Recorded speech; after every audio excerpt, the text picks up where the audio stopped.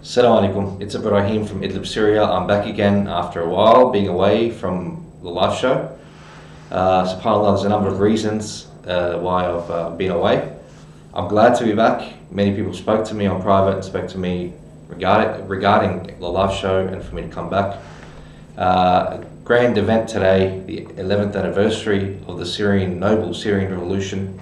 It's been a good event for me to come back out and get active on live again. SubhanAllah, there's a lot happening. There's been a lot of action in the region since I was on last. Just give me a moment, guys. I'll get on Facebook as well. We're live on Facebook as well. Assalamu alaikum. Now we're on live from Idlib, Syria. There's been a lot happening from the last time I've been up on live. Saraha, some very strategic events. Obviously the world is watching very closely the events that are happening in Ukraine. So that's why we've decided to speak about these two main topics today.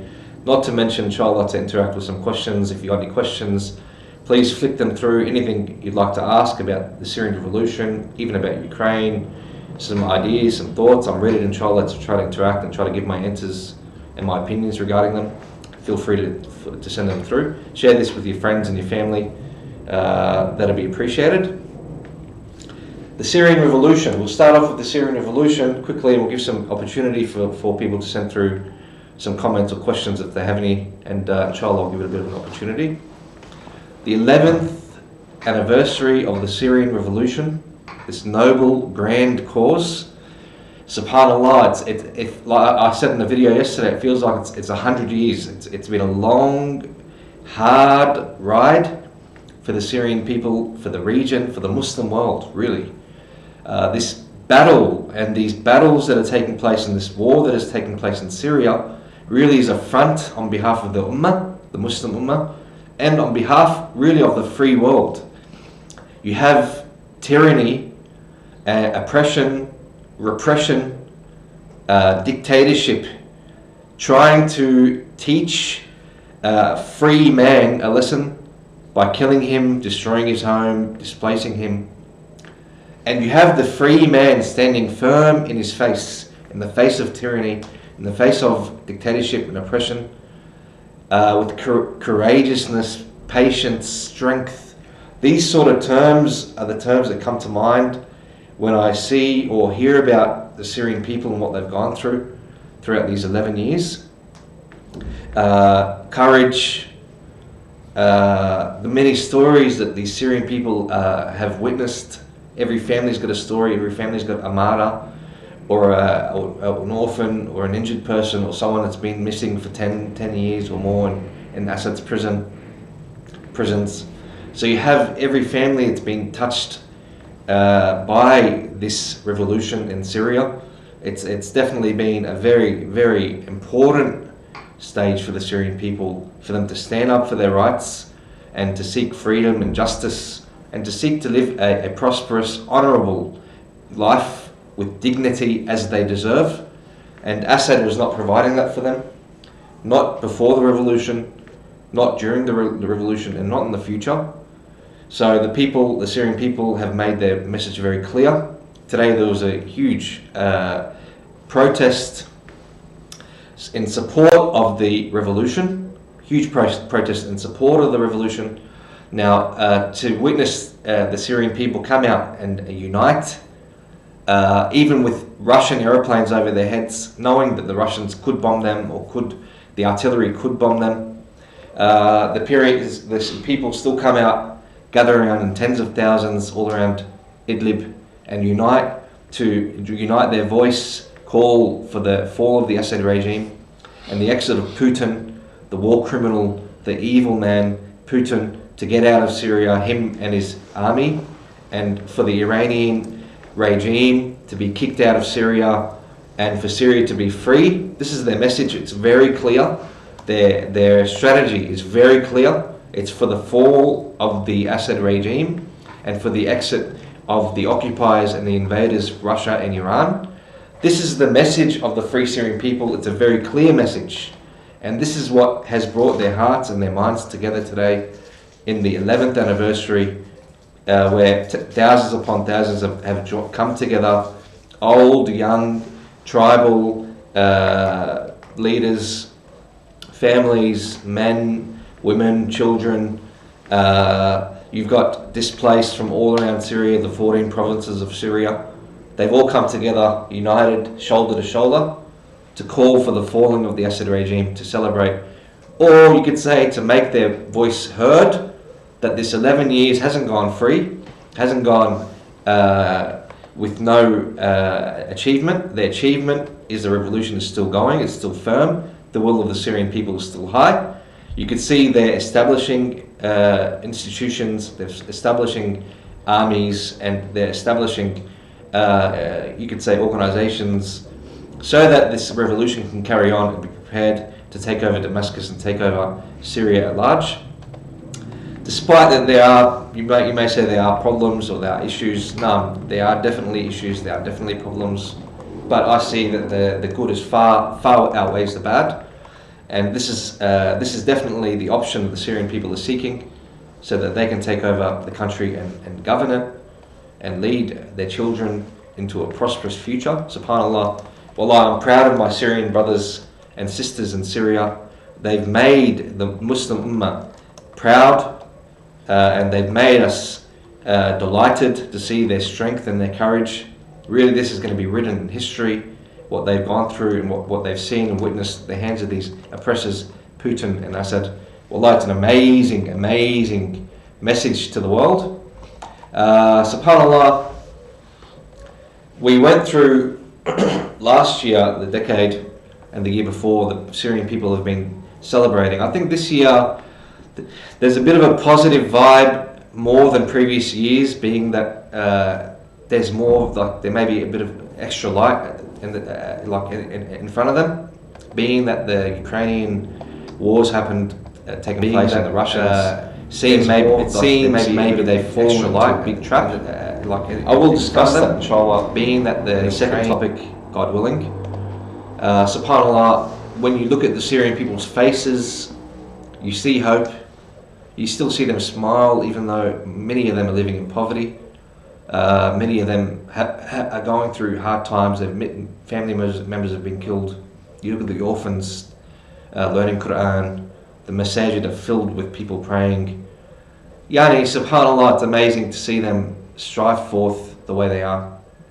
And these 11 years, SubhanAllah, they'll be written in history, and we ask Allah, the Almighty, to forgive us for our shortcomings towards our brothers, the Syrian people, and for us that we haven't supported them enough. This is definitely a message, these 11 years, to all those Muslims around the world, all those who support justice and support freedom, just to reactivate, you could say, their support for the Syrian people and their noble cause. It's definitely a cause on the right path, inshallah, to taking over Damascus from the criminal regime, Assad, and from Putin and his allies. SubhanAllah, I might see if there's a few points that we can discuss. See if any questions that have been sent through.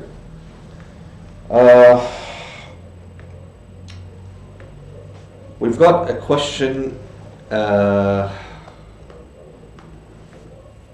Mazba. Taib, why do we see Syrians sympathizing with Ukrainian crisis as if it's their own, while we don't see the same reaction from the Ukrainians? Look, there has been, so we don't misinterpret what's happened around the world. The Syrian revolution's gone through stages. There has been up and downs with regards to support for the revolution. I believe that the support for Ukraine has been outweighed the support for Syria around the world, even with like anti-aircraft, anti-tank weapons. This has all come in within the first couple of weeks, and you've had the Russian airplanes bombing and destroying, not to mention the barrel bombs falling on the heads of the Syrian people for 11 years. They still haven't received these sort of weapons for 11 years. Ukraine, I think the Syrian people, it's them supporting a Ukrainian cause because they felt what the Ukrainians are going through. They've seen the oppression at the hands of Putin and the Russians, and they wouldn't want that to happen to anyone else around the world. So I think it's they're sympathizing. They've got empathy towards the Ukrainian people, and seeing them maybe up to 2 million now being displaced in Ukraine. The Syrian people have lived that. And the Syrian people genuinely see Putin as their enemy, as the head of the snake who's killed their sons and destroyed their homes and displaced them. So the Syrian people are going to support and defend anyone that's being killed and being attacked and aggressed upon by Putin. On the other hand, with regards to Ukrainians or Europeans, etc., yeah, look, we have seen, to be honest, unfortunately, a little bit of racism with regards to the situation. Maybe some people have been a little bit, you could say, their stances have been a little bit off, and that they've shown some sort of racism towards the blonde-haired, blue eyes, the Europeans, rather than the Arabs, or rather than the coloured people. Yani, I wouldn't like to say this is just generalised. I believe that there are a lot of people that don't have this perception or this understanding, and they're not racist people. Wallahu alam, Allah knows best. Saddam, are parts of the Syrian army really going to Ukraine? I believe so, yes. And I think that Russia, they're trying to portray that they have soldiers ready to defend them. You've seen the Chechens go and support them. Not all Chechens, but some of the Chechen army, etc., that have tried to support them, the Russians, and they're trying to portray that they've got other countries like Belarus, Syria, and others that are there ready to fight beside them. So they're not on their own. Really, I think it's a very weak card to lean on. Syria is an absolute joke. Assad and his soldiers are an absolute joke. Russia came in and brought Assad and his filthy, corrupt government back to life in 2015. Otherwise, Assad was destroyed by lightly armed revolutionaries. So he's leaning on a very, very weak card. So yes, I do believe that the Assad regime, Syrian army, are going to send soldiers to Ukraine. Whether they've arrived there or not, there have been many reports that they have arrived in areas surrounding Ukraine, and some have taken part. That's yet to be confirmed. We'll have to wait and see how that shows up. We've got also any FSA fighters joining the Ukrainians in their fight against Russia. I don't believe so. At this point in time, I don't believe that any FSA fighters have gone to Ukraine to fight. Will they? Look, FSA, Northern Aleppo National Army, FSA I mean, they're really directly linked to Turkey. Turkey's stance on an official political level hasn't been very clear regarding the Ukrainian war and the Russian invasion of Ukraine. So this really gives us an indication that the FSA, they won't make any move until Turkey orders them to, and that hasn't become clear yet. Turkey's stance is still unclear. Obviously, they have supported the Ukrainians under the table, you could say, with the Bayraktar. That is, as far as what's clear to me, the Bayraktar has been their prime weapon, the Ukrainians' prime weapon against the Russians. And we've seen what this Bayraktar had done in Syria, and what it done in Azerbaijan, and what it done in Libya. It turned the war around, totally. The Russians are very rigid in their strategy, their military formation. They seem very rigid. Maybe like a Soviet-style war machine. And the Turks have, maybe supported Ukraine with this sort of weaponry. So I don't think the FSA will go until Turkey gives them the green light, and I don't think that that's happened yet. Okay. Nice one, Putin. Yeah, he is a poo in a tin. You got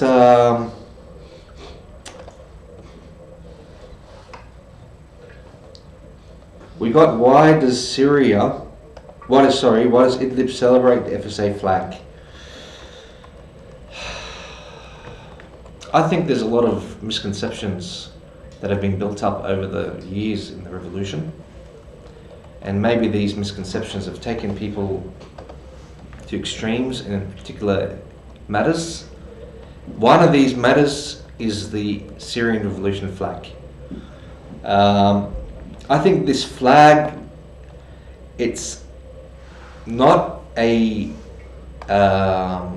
vision, or it's not a representative on an ideological level, as much as it is something that maybe unites the hearts of the Syrian people against the Assad regime and makes them seem different to the regime. I don't believe that the flag actually represents an ideological stance of the Free Syrian people.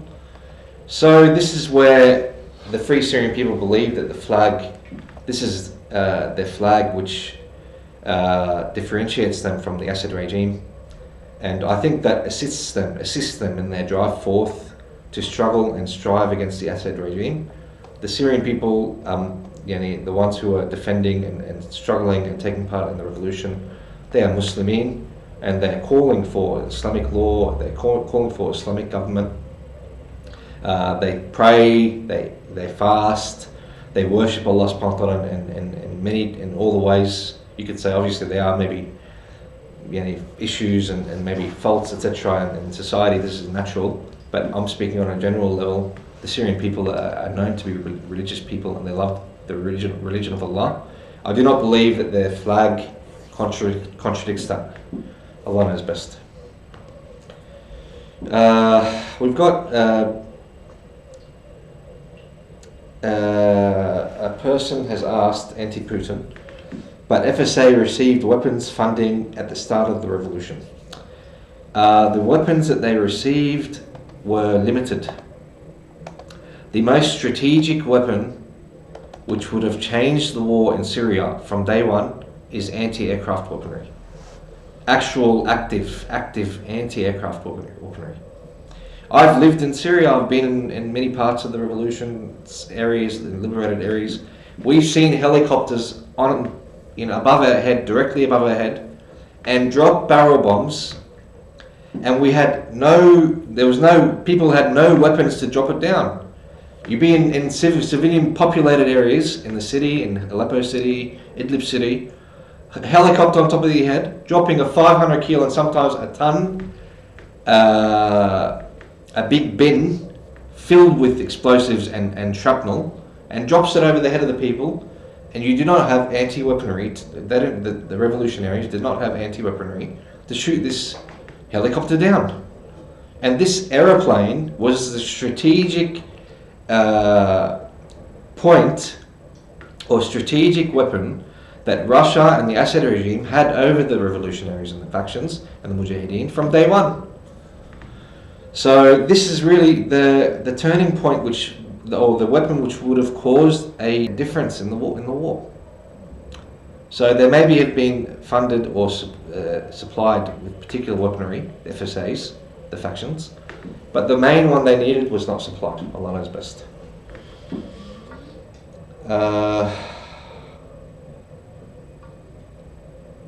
Okay, what if Russia lose the war in Europe? Will this relieve the pressure in Syria? I think so, yes. If Russia lose the war in Syria, I do believe that this will relieve the Syrian people, and this will open for them an opportunity to face Assad one-on-one. Maybe Assad will have the Iranian militias beside him, but even when he had the militias beside him before Russia invaded in 2015, the Iranians and Hezbollah, the Lebanese Iranian-backed militia, all fell in front of the revolutionaries and the factions. So I do believe if the Russians fall on Ukraine, they will not be able to continue in Syria, and this will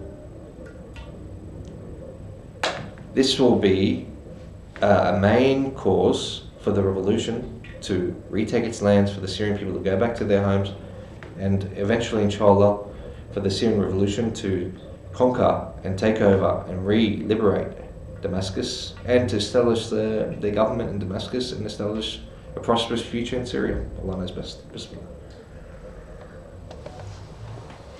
I'm going to go over my second topic quickly.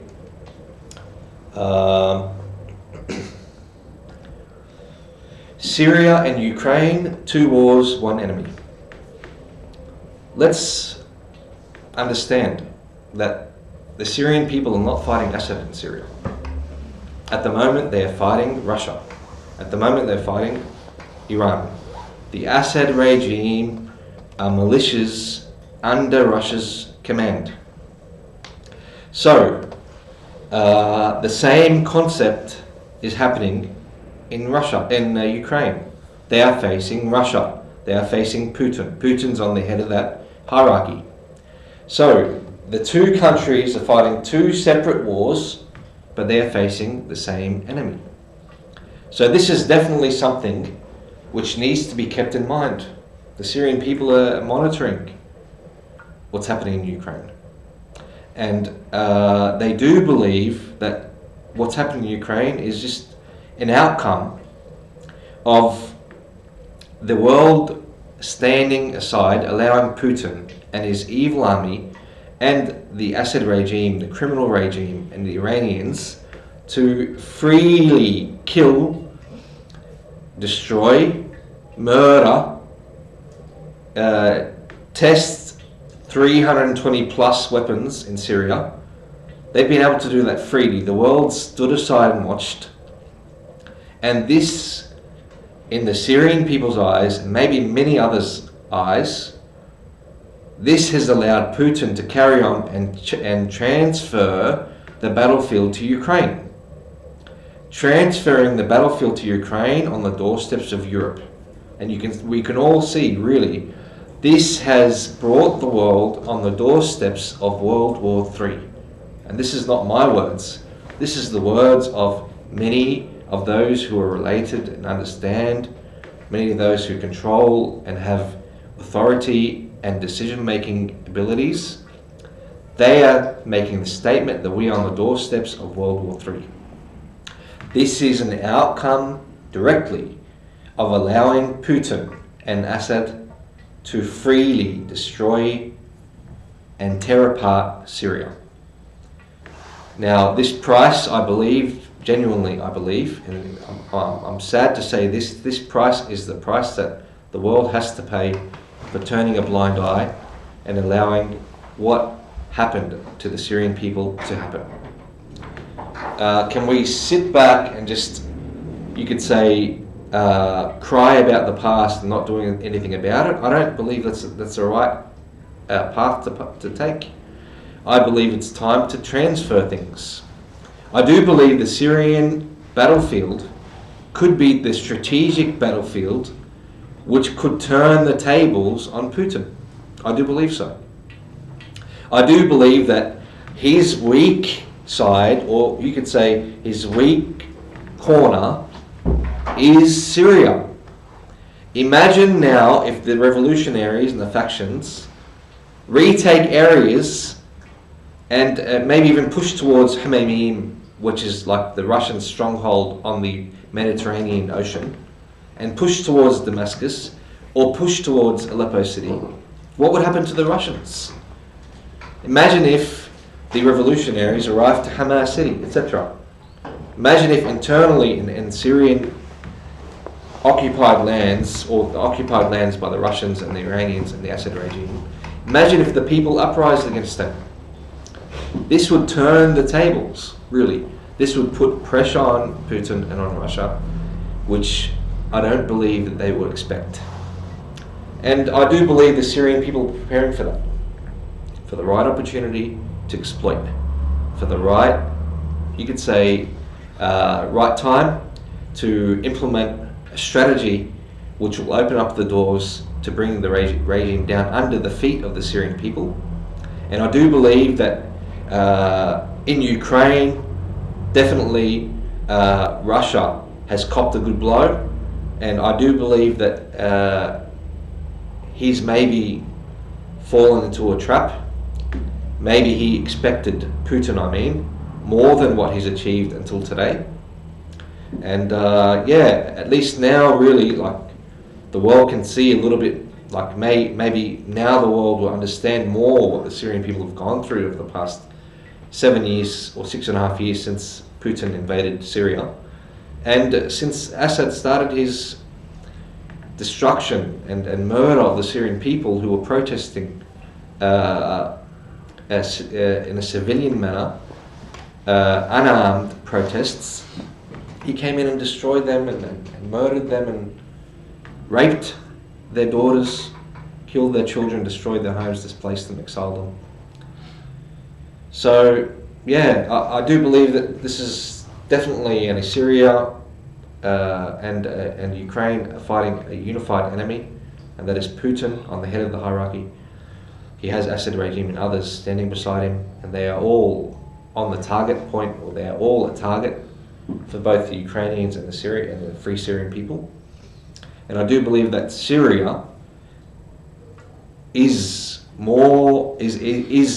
likely, or more than likely, going to be the battleground which will turn the tables, and hopefully will open up paths for the Free Syrian people, and will bring down this enemy, Putin, the enemy, Assad, bring them down for once and for all. Allah knows best. We look forward to that time arriving sooner rather than later, and I'll tell you what, I'm monitoring and following up with my Syrian brothers here in Syria, trying to keep up with their events on social media, in meetings and discussions, generally speaking, and they're working day and night. All they can think about is bringing that regime down. That's all they can think about. When they drink, when they eat, when they sleep, it's just on their mind 24 hours a day. This will and this spirit, although it's amazing, even though they've seen evil, they've seen the worst of atrocities, they are still firm, and they eat, drink, sleep, victory. SubhanAllah, this will and spirit is, in my belief, is the key to their victory. And this victory is only a matter of time. It's not a matter of yes and no. We'll see, maybe we'll get a few more questions in regarding our discussion tonight, and then we'll maybe close it up.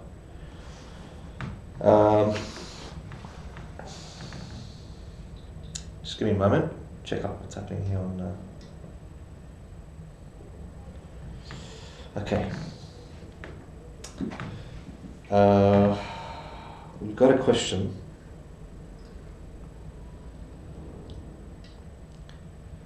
What can Salvation government do to counter world conflation and inflation, I think they mean, rather than conflation, inflation and food crisis? Wallahi, the Salvation government, the name itself sort of represents it. It's a government that's running on a very minimal budget. Their resources in Idlib and in Syria are minimal. You have large amounts of people in refugee camps, poverty. Really, it's a tough job.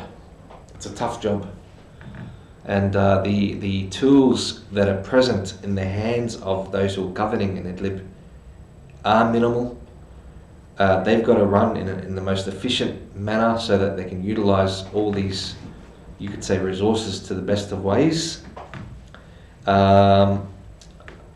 We have, the Syrian people really rely on bread, and bread obviously is from wheat. Russia and Ukraine are like, they export like a third of the world's wheat quantities. So the war in Russia and Ukraine, etc., it's definitely going to harm. It's definitely going to harm the Syrian people We've seen prices rise with regards to fuels, with regards to wheats. Just give me a moment. I think we had a bit of a technical difficulty. 1 moment. How are we seeing things are going all right?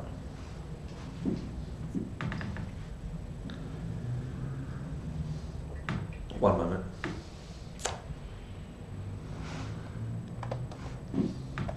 How are things going here, guys? Assalamualaikum. Thanks for joining us. Okay.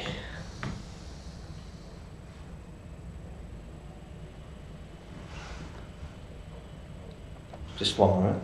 Just make sure things are running smoothly, inshallah. Come on. Okay. Yeah, so wheat and fuel, like the wheat is cooked or baked in an oven which needs fuel. So when fuel prices go up, wheat goes up. SubhanAllah, it's definitely a tough one for the Syrian people. We've seen the prices of wheat, our bread rise in Idlib. The quantities have become less. Look, the Salvation government have made a decision recently to try to buy all the wheat that's been grown in the liberated areas so they can reuse it internally. I think they'll solve a percentage of the problem, but definitely not the total problem. The Syrian people, free Syrian people, rely a lot on Turkey and what Turkey has imports and exports, etc. That definitely affects them a lot. Yeah, I think efficiency is the most important thing. Spreading that culture amongst the minds of the people that being efficient in the best of ways is the way to go in the future. Allah knows best. See if there's questions. 1 moment. Just about there, guys. We'll probably take on another question or so, and then we'll wrap it up for tonight, inshallah.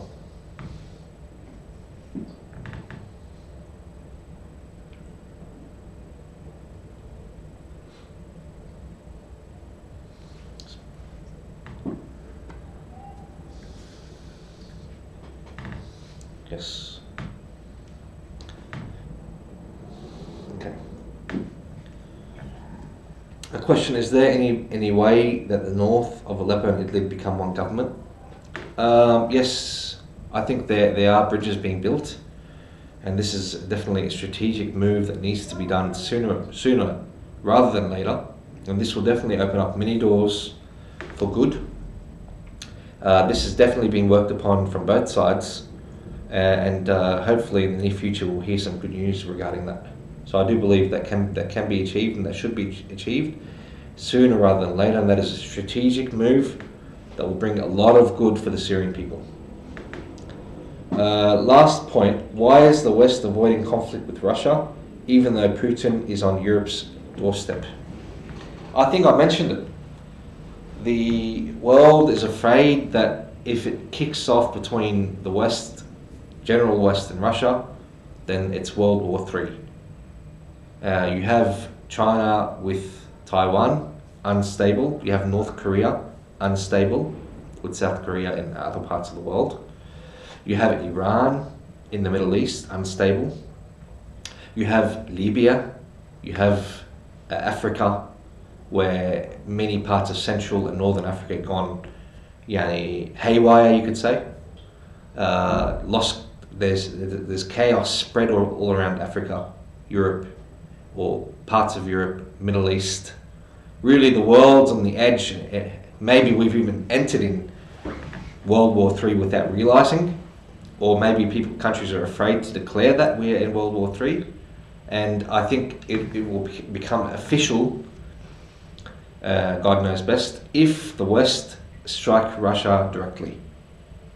Now, them supporting Ukraine may achieve for them goals indirectly and postpone, you could say, the inevitable.